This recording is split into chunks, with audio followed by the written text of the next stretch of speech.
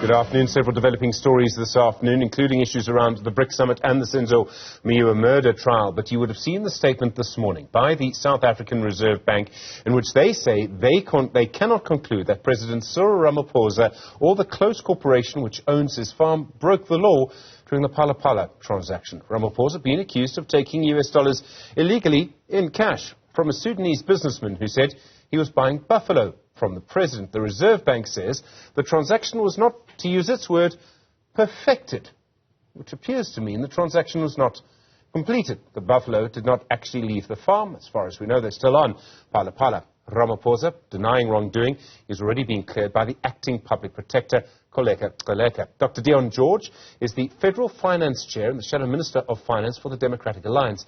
Dr George, good afternoon to you. So, a very tightly worded statement by the Reserve Bank. They say the President had no legal entitlement to the foreign currency. The transaction was not perfected. How do you read it?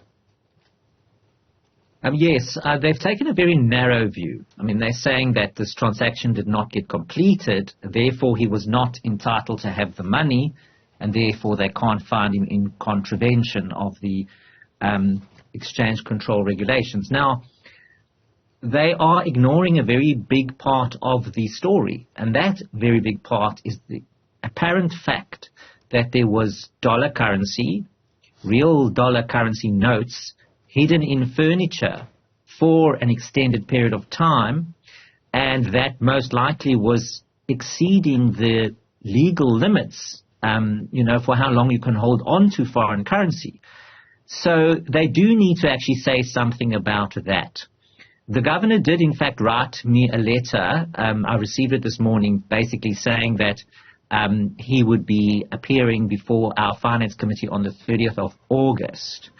And that, then we could put some questions, and in the meantime we'd be issuing a press release which was issued, but that was very, frankly, it was obtuse. So what we want from the DA, certainly, is we want some more information as to how far was that investigation. So did they not take into consideration the fact that there were these dollars and that they were there, even though the transaction was not perfected, as they say, which is correct.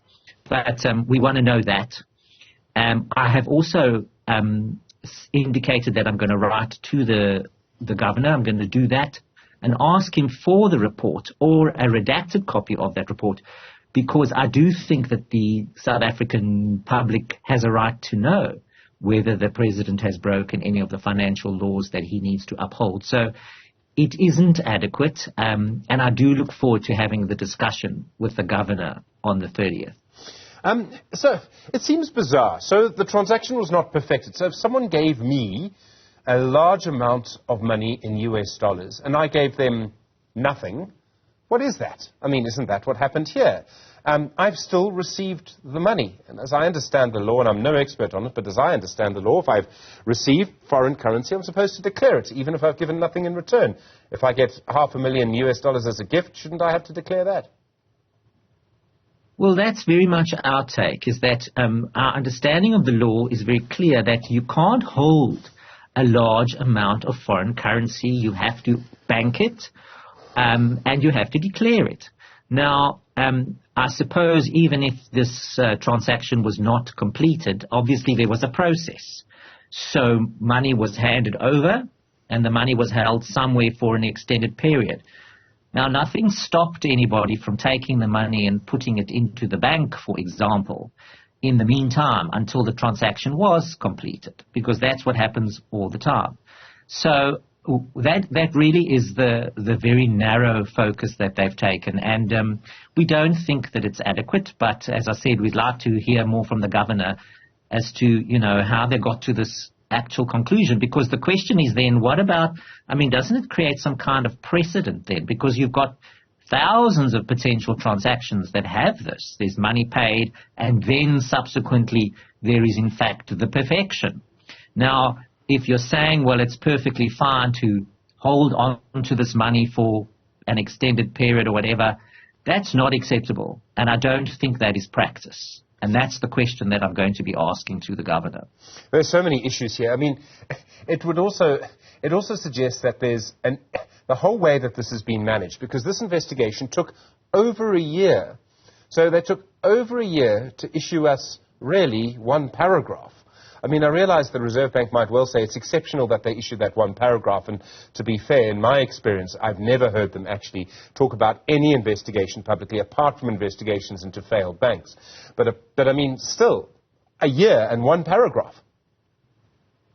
Yes, I do think that the Reserve Bank has been unusual in that they've said this much, because usually they wouldn't say anything. But I think they also get the fact that this is very much in the public interest. We are talking here about the president of our country. And also, there's heightened scrutiny on South Africa because of our grey listing. I mean, FATF grey listed us. We are considered to be an unreliable financial partner in the international financial arena. And that certainly does not bode well for our economy and our economic growth. So it would be expected that there would be heightened scrutiny, certainly in times like these, and certainly with such a high-profile politician. So I think the Reserve Bank is obviously in a difficult position because they are independent and they must remain that way, and we must protect their independence. But they do have an obligation to make sure that financial laws are not broken. And I do think that what they've said here has thrown up lots of questions. Maybe there was no other way to do it, but I do think that the governor has quite a bit of explaining to do when he sees our committee. And as I said, we have every intention of asking him to explain a bit further, specifically about holding that money, because that doesn't seem to be in dispute. So, as you say, the investigation report itself is secret. We just see the one paragraph. Do you believe there may be a case, there may be legal grounds for a PAJA application, a Promotion of Access to Justice Act application, in other words, to write to the governor to say, we're not asking, we're demanding to see this? That is a likely course of action of ours, because if you look, for example, at SARS, now we accept the fact that the relationship between the taxpayer and SARS is secret, and there's very good reasons for that, etc. The Reserve Bank is a different situation. It has a different mandate, and also this fact that money did cross the border, it is their job to make sure that we don't have illicit financial flows. So I do think that there would be a case for more transparency on it. And we're certainly firstly going to ask for it, even if we get a redacted version that's sensible. And then if that fails, then we will most likely pursue whatever legal options there are. Because we do think we need transparency in this instance. It's very important for South Africa. Sorry to interrupt you. There's been a series of investigations into Phala Phala. We're talking now about the Reserve Bank. There was a SARS investigation. Edward Kieswetter, the SARS commissioner, said that Ramaphosa was fully tax compliant, would say no more, just say that he's fully tax compliant. We've had the Hawks, they're still investigating, and then we've had the public protector, currently the acting public protector, Advocate Kgaleka. She conducted an investigation. She also found that Ramaphosa had done nothing wrong. And yet, I'm sure you will remember, Dr. George, in 2017, the huge fuss there was when it emerged that President Jacob Zuma, as he then was, appeared to have had a second salary at the time, a second income from a security company. Here we have Ramaphosa receiving money, possibly for a sale, possibly for nothing, possibly for an imperfect transaction. And it seems that, on the face of it, dare I use the phrase, he's getting away with it. Yes, on the face of it, certainly looks as if there's a much lighter touch going on here. And that is not acceptable. Now, of course, the Reserve Bank is independent, and we certainly don't want to cast any aspersions on them.